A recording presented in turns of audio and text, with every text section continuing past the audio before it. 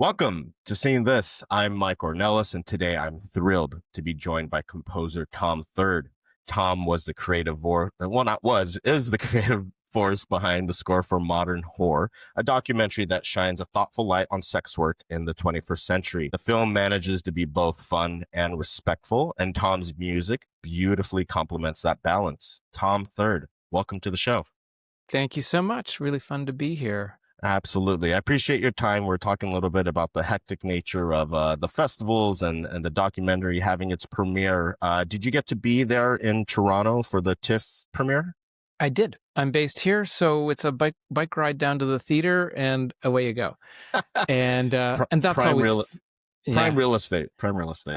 And that's always fun because then you've got a hometown crowd, and there's a Q&A, and any festival screening is fun because everyone is lined up for hours, no matter what it is, right? And so the energy in the room is always just so great. The subject matter of this documentary, as I mentioned, focuses on sex work. I'm curious, did this premiere have any different energy than, let's say, other ones you've been to? What was it like seeing the final product with like you said, with the local crowd?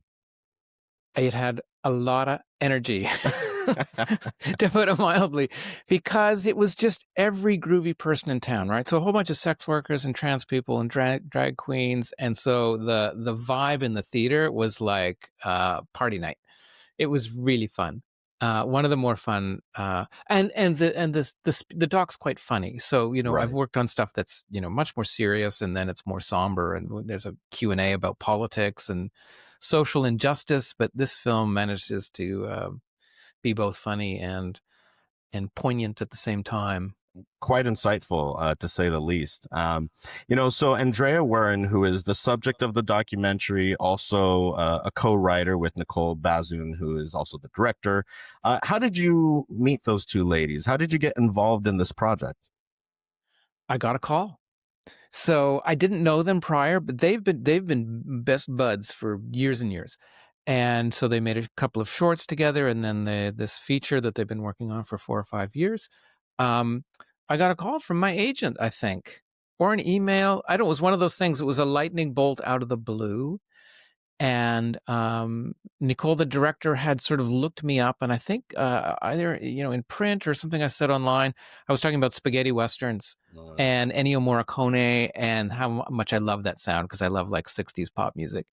And she said apparently that was one of the deciding factors, is that I liked sort of kitschy 60s pop music. So that's how it came about. When you meet someone with similar tastes, it's usually a good sign that things are going to go well on a creative level. Totally. It's like a casting decision, um, picking composers, because once you like pull the trigger, there's no time to like figure it out. You got to work as fast as you can to kind of get these things done. So you hope that, we're all, I've been lucky, right? That the people that engage you have done their research, and they think you're the right person for the job. And it's usually true because they've done their research. Right. So, yeah. And, occasionally we're not the right person for the job, but When looking for the tone of the music, you have someone like Sean Baker, who his film Honora was very highly inspired by the book, I believe, Modern Horror, and kind of this Andrea's story. I'm curious, when you have someone like Sean executive producing this film, is there any kind of collaboration as far as getting the same musical energy as something like Honora, or is it something completely different as far as how you approach the music you want to have? something completely different. And so that's what's, his role in it is, as an executive producer is, or it doesn't always work out like this, but he chose to keep a kind of hands-off approach creatively. From what I could see, I don't know all the chicanery that goes on behind the scenes, but Nicole and Andrea, that was sort of, it was their baby, and Lauren, our producer. And but Nicole, really, she's the sort of author of this thing, and the rare example where a director edits their own film, which normally you're not supposed to do because you need a fresh set of eyes to kind of rein in your self-indulgent impulses, right? But she's a really good cutter, and she just really cut the heck out of this thing and made it super tight. Consequently, she's also a crazy music fan, so she tempted up with all kinds of music. like all kinds. Yes. There's jazz, there's disco, there's bossa nova, there's classical, there's country and western, like 80s synth pop. It's just everything under the sun. Completely mad score. But so she was the music supervisor slash guru Mm. that I would do stuff and she would like, it was amazing to work with. I had a great time. But she's like, we just need she really knows music. She was like, a little piccolo here and a thing here, and Sure. without micromanaging, which that's easy to do. Just great, just a great partner in terms of getting the sound. Super fun, I, just I delightful. I picked up, I mean, for this, there's a lot of score and, like you said, a lot of different genres at play.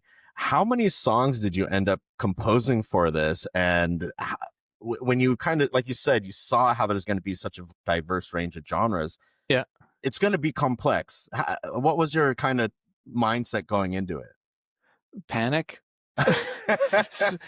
So no, it was one of those. So it's a box set. I mean, there's a lot of this, like there's something like 75 music cues Wow. Yeah. in Yeah. a basically an 80-minute film. So there, it's like a minute each, right? It's just like going from one thing to another. And those, like usually when I'm talking about working with someone. I mean, I don't want to say right out of the gate, "Oh my God, this is hard. How are we even going to do this?" You have that first meeting, right? We go, "Yeah, we can do this," and then you hang up the phone. You're like, "I don't know, if, who do I call? I don't Right. know if we can do this or not." Because you only, it was a comfortable schedule, but there was a bit of overlap with some other projects, and it all kind of happens in 40 sleepless nights kind of Sure. thing. Um, and how to approach it. Yeah. Technically, it was technically tricky. And oh my God. Yeah, it was everything. It was everything because there was all this classical music.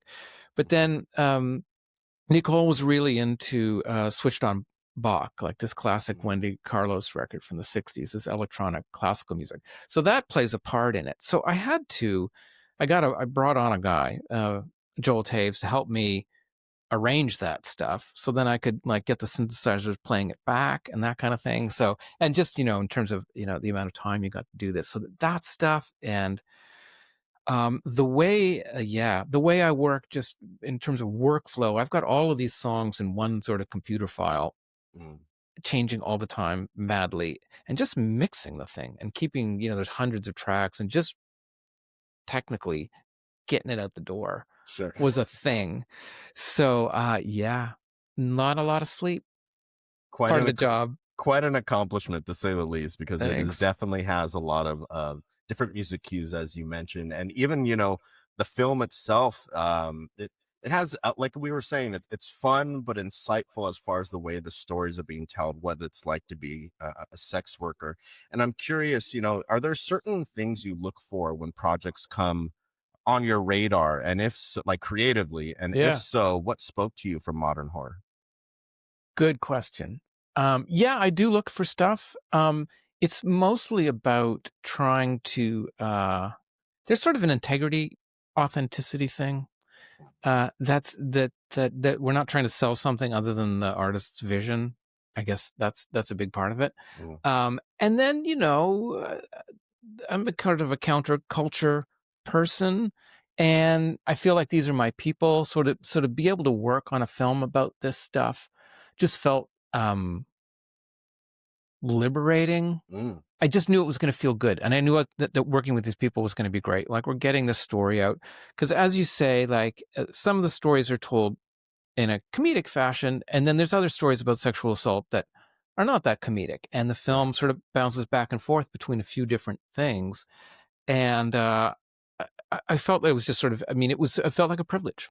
Mm. I thought, oh, they're asking me to do this. I should do this and not screw it up, because I'm telling a story of someone who's technically the marginalized in some way. So anytime I can do that, um, you sign me up. Most Absolutely. most of my doc stuff is along it's marginalized folk, and can I do something to make the world better? And I'm curious if you approach documentaries differently, right? Because the work you do, whether it be documentary, TV, or even like music produced for your own music, Yeah. what's the difference, the way you approach each genre? It's definitely a different part of my brain, I find. Okay. Writing drama is, it's a little more unhinged in some sense, and it's a little more hype, and we're working a little bit faster, and we're always sort of trying to amp stuff up, Mm, more exciting, more sexy, more something. And when you're in the documentary world, you're trying to tell the truth in some way. So it's more thoughtful. I find I have to sit down and go, okay, we don't want to over bake it because then it won't feel true anymore. We want it mm, to still feel true. So there's more experimentation I find in documentary to kind of get the vibe right. for sure. TV drama, well, sky's the limit. Blow it up, blow it up. Right. But Bigger this the stuff, better. yeah, bigger the better. And this is not that this film isn't big and pretty unhinged, like right from the get go. It just kind of like blows up out of the gate and goes, Dive full right in. full Dive tilt right in. all the way through. And there's animation and reenactments and like crazy colors and it's pretty big. But there were times though when um I advocated to kind of pull back on the music a little bit because I thought the stories were kind of more poignant Mm, and that we didn't need to be ironic in those moments. They were like really sort of heartfelt sort of testimonials from some of these people, from Andrea, from the other working girls. So yeah, it was just sort of find that fine line. I'm curious about, you personally growing up. What kind of music did you listen to, and has that kind of inspired your style of composition? Yeah. I have an older brother and an older sister, and 7 and 8 years older. Oh, I'm the okay. mistake, kinda, and kinda. I'm the mistake, A and miracle mistake. yes, thank you. That's what my mom says. And my sister dated the lead singer of a Rolling Stones cover band when Oh, I was fun. like 5. So the Stones, Jumpin' Jack Flash was playing in the basement all through my childhood, and she was always really into cool music. And she was older than I was. She was feeding me records, but it wasn't just the Stones. It was Brian Eno, and it was Talking Heads, and disco, and Ramones, and just everything. Bowie, everything cool under the sun. My Right. sister like pumped into me, and then she bought in 1981 Kraftwerk, Computer World. Mm, And when I heard that, I went, "Oh, that's my jam. something That is clicked. that is my jam." And then a year later, Planet Rock came out, and the first sort of electro. We didn't know where to call it hip hop or what. Mm, And that was that I when I heard drum machines, I went out of my mind. Like, this is it. I've landed. This is like, I right. love it. It's We're at the machines. peak of music. We've made it. We've arrived, baby. And Parliament, Flashlight, there were just like all these, like a lot of funky stuff, a lot of electronic stuff.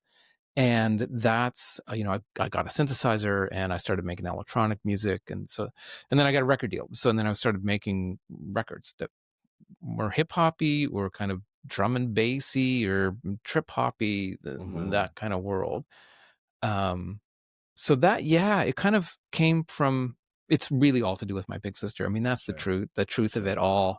Probably a lot of people have that story, I think. Absolutely. Older It, brothers and it, sisters. it reminds me of like the dynamic in Almost Famous, right? The older sister had all the vinyls that she kind of handed off to him and set him on his journey.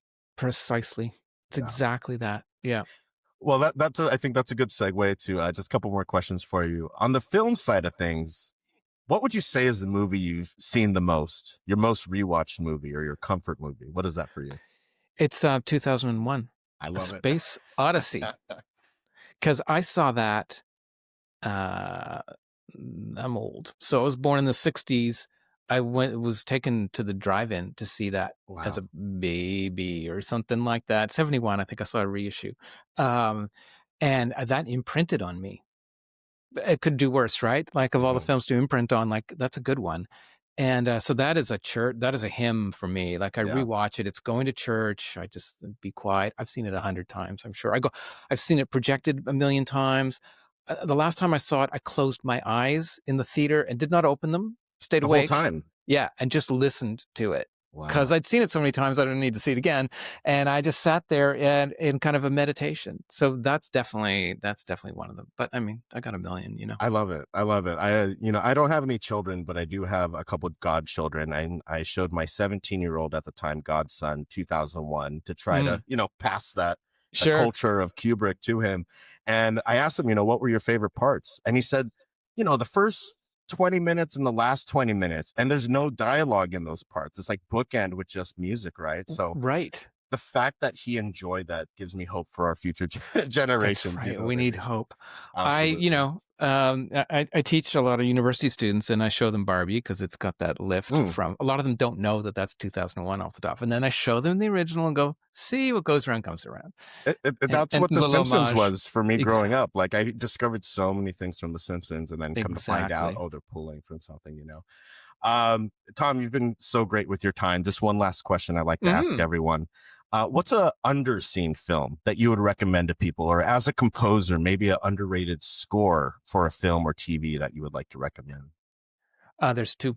So both Mika Levy, Under the Skin, Jonathan Glazer's Under the Mm, Skin, very crazy score that all composers love, and okay. a fantastic film, and Zone of Interest, Yeah. which one for the best sound. And Yeah. the score in Zone of Interest, there's only like three music cues, and I was crying uncontrollably because it was like I've never heard anything like this Hmm. before in my life, and I'm a grown adult, and this sounds completely fresh. I was crying my baby eyes out. It was so good. I double down on that. I definitely would say check out those movies if you haven't seen either one. Jonathan Glazer, incredible filmmaker. So appreciate that recommendation. That's He's a great. monster, that guy. Just can does no wrong. Indeed, indeed. How can everyone join and follow your journey? Would you like to plug a website or anywhere people can follow you Yeah, along? I'm findable, there's my tomthird.com. Okay, People can find me on Instagram. I've got a SoundCloud page that I haven't updated for a decade. So you can hear my old work sure, there. I'm terrible about getting stuff online, sure. like work comes in and I'm just moving forward and it's like, oh my God, I should publicize myself, but haven't Tom, figured that out. excellent work on modern horror. Definitely hope everyone gets a chance to see it and listen to your music as well. Appreciate your time and best of luck on your way forward. Yeah, thank you so much. This was really fun.